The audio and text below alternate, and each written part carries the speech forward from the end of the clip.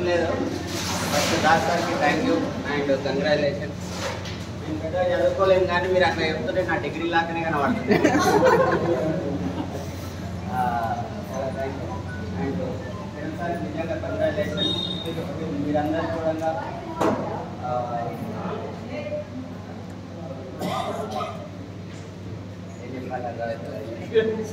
మీ అందరికీ కూడా all the best.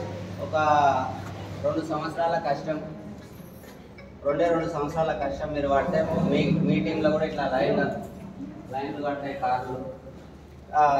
నిన్న నేను మెదక్లో ఉన్నప్పుడు కొన్ని విషయాలు గుర్తొచ్చినాయి నాకు. 3 సంవత్సరాల క్రితం మెదక్ పోతే నేను స్కూటీ మీద పోతే మేడ్చల్ నుంచి తూప్రాన్ వచ్చే లోపల వాన వచ్చింది, తడిచిపోయినా. మళ్ళా వానకాలం ఎట్లుంటుంది, కొంచెం వాన కొంచెం ఎండ అట్లా. ఆ నుంచి చేగుంటకు వచ్చే లోపల ఆరిపోయినా మళ్ళీ చేగుంట నుంచి మెదక్ దగ్గరకు పోగానే మళ్ళీ వాన, మళ్ళీ సన్న ముసురు వాడింది, మళ్ళీ తడిచిపోతే అక్కడ అందరు లెక్చరర్స్. నేను కాలేజీకి పోతే కాలేజ్ ప్రిన్సిపల్ కూర్చున్నాడు, చెప్పు బాబా అని చెప్పేసి 10-15 మంది లెక్చరర్స్. అంటే వాళ్ళు ప్రతి ఒక్కరు బీఈడీ చేసిన వాళ్ళే, బీఈడీ చేసి ప్రైవేట్ కాలేజీలో చెప్తున్నారు. నేనేమో 7వ తరగతి చదివినా, చెప్పు సార్ అంటారు. గుండె దడ కొట్టుకున్నాను నాకు ఎప్పుడైనా. అది మళ్ళీ కాలేజు ప్రిన్సిపల్ సార్ ఎవరైతే ఉన్నారో ఆయన కూడా నా ముందు కూర్చొని చెప్పంటే నేను వానాలు తడిచి వచ్చిన, అదొక భయం.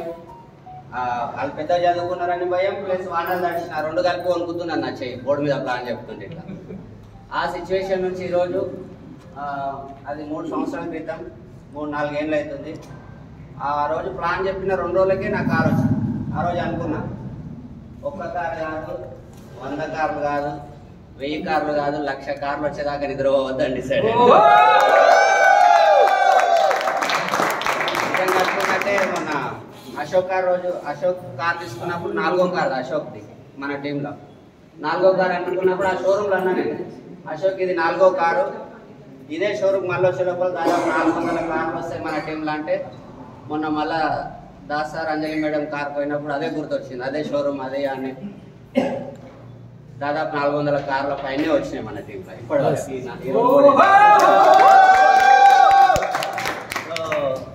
నాకు అనిపిస్తుంది మనం మనస్ఫూర్తిగా చేసే పని, నిజాయితీగా మాట్లాడే మాట వేస్ట్ పోదనిపిస్తుంది. మనస్ఫూర్తిగా చేసే పని, నిజాయితీగా మాట్లాడే మాట, దాని ఎంత ఇంటెన్షన్ కూడా. నేను లోపల ఇంటెన్షన్ ఒకటి ఉంది, బయటకు ఒకటి చెప్తున్నా అంటే అది సక్సెస్ కాదు. ఏ మాట అయినా సరే లోపల దాస్ సార్ గురించి అనుకుంటున్నా, తెలియలేదు పాడలేదు మనిషి కానీ, బయటకేమో సార్ నువ్వు సూట్ వేసుకున్నావు, గ్రేట్, నువ్వు ఏదైనా చేయగలుగుతావు అంటే అది కరెక్ట్ కాదనిపిస్తుంది. నా మనసులో ఉన్నది ఉన్నట్టు మాట్లాడితే ప్రతి మాట వేస్ట్ పోదనిపిస్తుంది. ఉన్నది ఉన్నట్టే నేను మనసులో అనుకున్నదే బయటకు అంటున్నా, అట్లాంటి మాటలు వేస్ట్ అనిపిస్తుంది. ఎందుకంటే అక్కడ నీతి నిజాయితీ ఏమంటారు చూడు, మనసు మాట 2 ఒకటే మాట్లాడిన మాట వేస్ట్ కాదు. మీరు చాలామంది ఒక మాట అంటారు, నాకు ఎవ్వరు వింటలేరని.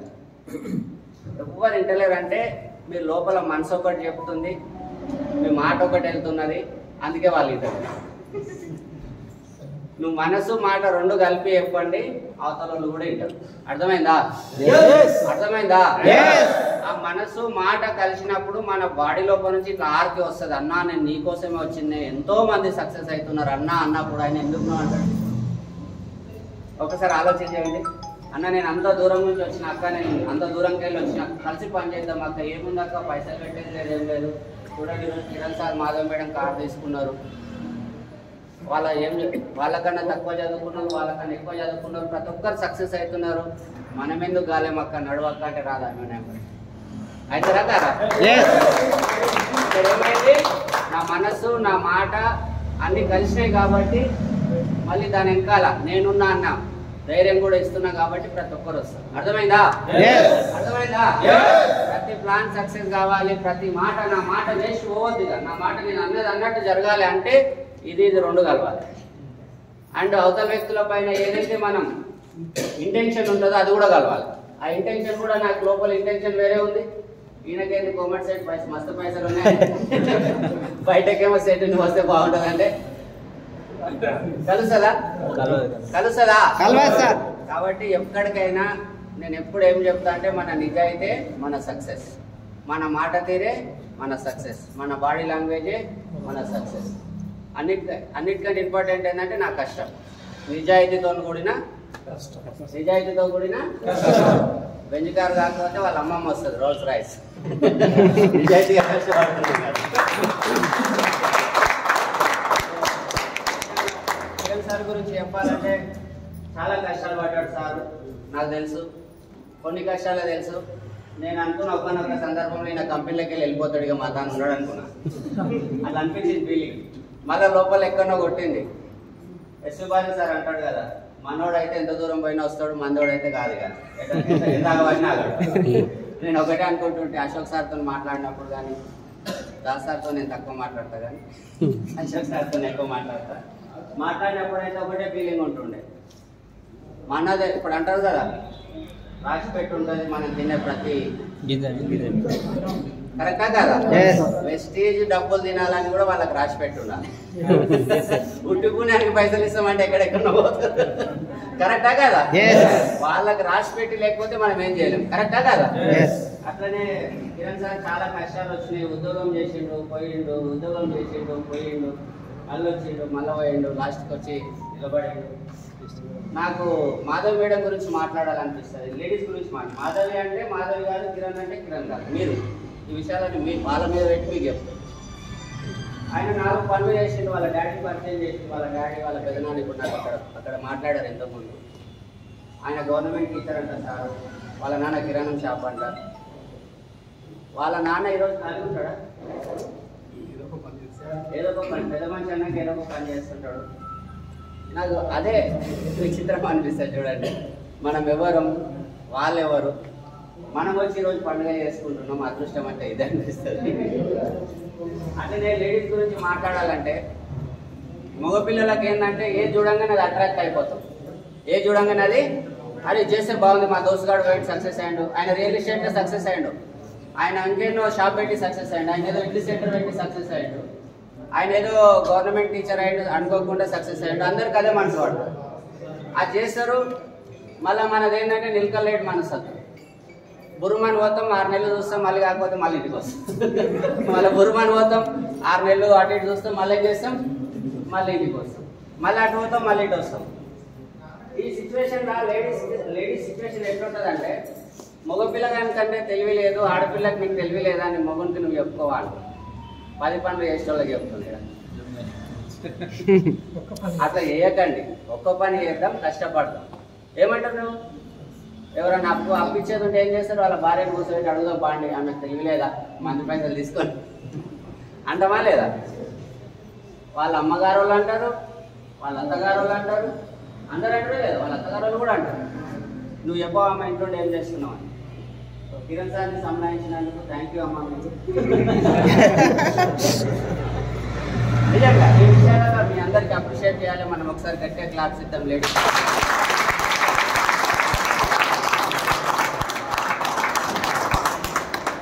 ఈ విషయం చెప్పాలనో చెప్పొద్దో కానీ, ఆడపిల్ల నా సంసారం అని హెడప్ చేసుకుందంటే ఆ సంసారం ఎక్కడికో తీసుకెళ్తుంది. ఇది వాస్తవం. అది నేను బాగా లొల్లిలైన ఫ్యామిలీలను కూడా చూస్తుంటా. నా సంసారం అన్నామే మొగుతో లొల్లి పెట్టుకోదు. మా అమ్మాయి ఉన్నారు, నాకేంది అన్నామే లొల్లి పెట్టుకుంటా. నేను గమనించిన లొల్లిలు ఎక్కడైతే కూడా చూసినా. నేను నా సంసారం నా భర్త ఎక్కడన్నా ఉండని నేను నిలబెట్టుకుంటా. సంసారం నాదన్న ఇంట్లో ఎక్కడ లొల్లి చూడలే. అంజలి మేడం కానీ, ఇంకా నేను గ్రేట్ లీడర్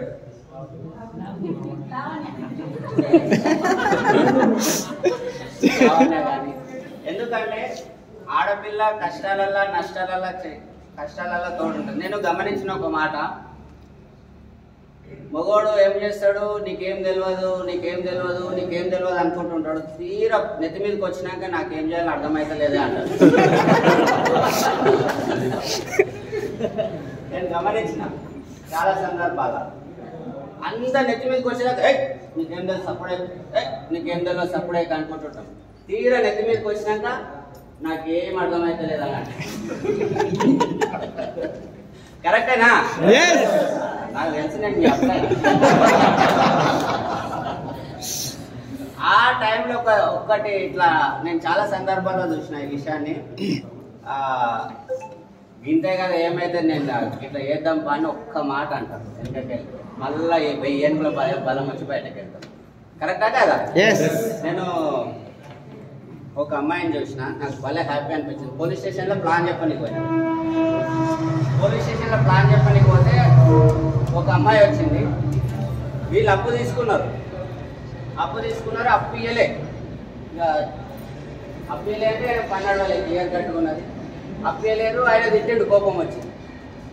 ఆ పిల్ల పెళ్ళైనప్పటి నుంచి బయటకు వెళ్ళలేదంట, కానీ పోలీస్ స్టేషన్లో నడుము కొంగి పట్టి నువ్వు ఎట్లన్నావు నా మగుని ఏం చేస్తావు చేసుకో అంటుంది. ఇక్కడ పెట్టింది కొంగు. నువ్వు ఇన్ని మాటలు అంటావు, ఏం చేస్తావు చేసుకో. అమ్మ 5 లక్షలు అమ్మంటే 5 లక్షలు పారిపోతున్నావు ఇస్తాం. నేను ఆ తర్వాత ఆమె చాయ్ కదా అయినాక నేను కూడా కొంచెం పర్మిషన్ తీసుకున్నా. చెల్లమ్మ 2 ముచ్చట్లు మాట్లాడాలంటే చెప్పన్నా ఎవరు మీరు అంటే నేను వేరే పని మీద వచ్చినా, నేను ఒక బిజినెస్ చేస్తాను. నువ్వు ఎప్పటికి ఇట్లనే మాట్లాడతావా, మీ అత్తమామతో ఇట్లనే చేస్తావా అంటే లేదన్నా వాళ్ళ భర్త అంటాడు. ఆమె మా ఇంట్లోకి వెళ్ళి బయటకు వెళ్ళదు, పోలీస్ స్టేషన్లో మాట్లాడుతున్నా నేనే పర్సన్ అవుతున్నా. సో అట్లా సపోర్టింగ్ సిస్టమ్ అనేది అట్లా ఉంటుంది మనకు. కరెక్ట్ ఆపద వచ్చినప్పుడు ఏడన్నా పంచాయతీలలో చూడండి, ఏడన్నా కొట్లాటలలో చూడండి, ఇవి జీవిత సత్యాలు నేను చెప్పాను. ఆడపిల్ల ముందుకు వచ్చి మాట్లాడితే ఊరు పెద్ద కూడా తలకాయ కిందికి పెట్టుకొని పోతాడు. చూడండి మీరు గమనించండి. ఆమె మర్యాద ఇచ్చేకాడికి ఇస్తుంది, జర తలకాయ ఇక్కడ చేసింది అనుకో, అలా భర్త జరంతా విలువ తగ్గినట్టుగా ఇంకేదన్నా అన్న అనుకో, ఎవడికిరా నువ్వు పెద్ద ఒక్క మాటతోన అక్కడ మాహోల్ అంతా మారిపోతుంది. ఒక కన్నీటి చుక్కతోన అక్కడ మాహోల్ అంతగా మారిపోతుంది. కరెక్టా కాదా? కరెక్టా కాదా? మీ లేడీస్ అందరికీ మీకందరికి ఒకసారి గట్టిగా క్లాప్స్ ఇవ్వండి.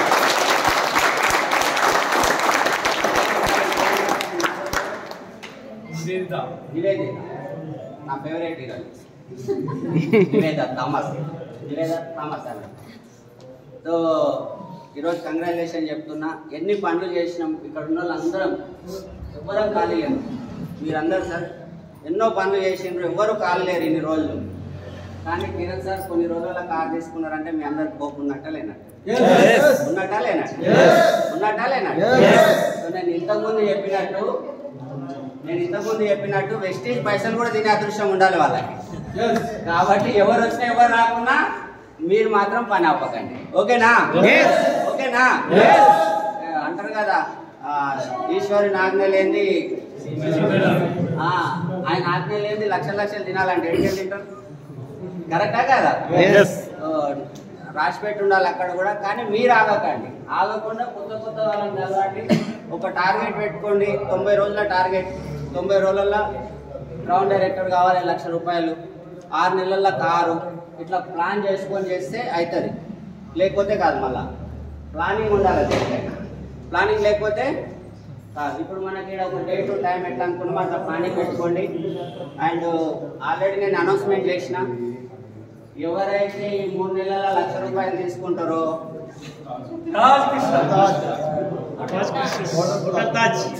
ఇక్కడ ఉన్న ప్రతి ఒక్కరికి అవకాశం ఉంది. మీకుంది ప్రతి ఒక్కరికి ఉన్నది. ఎవరైతే 1,00,000 రూపాయల చెక్ తీసుకుంటారో వాళ్ళందరూ ఎక్కడికి వెళ్తారు తినడానికి? ఎక్కడికి వెళ్తాము? ఎప్పుడన్నా వెళ్ళిరా? దూరంగా వెళ్ళి మెట్లు ఉంటుంది ఆ బిల్డింగ్. సో ఆ హోటల్కి వెళ్దాం తిండికి.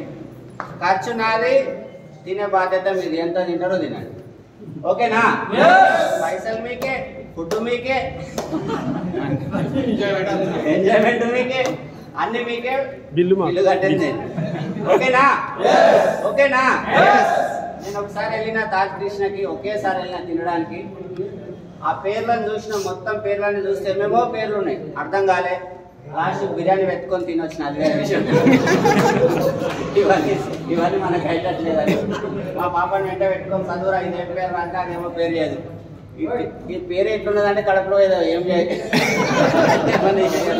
ఇంకో దాని పేరు ఇవన్నీ మనకు పట్టలేదు. తెలుసున్నది ఏదైనా ఒకటి తింటే బెటరా కదా? కరెక్టా కదా? అట్లా బిర్యానీ తినొచ్చినా, కానీ మీరు అన్ని టేస్ట్ చేయాలి. ఓకేనా? సార్? BMW కార్ రాబోయే 2 సంవత్సరాలు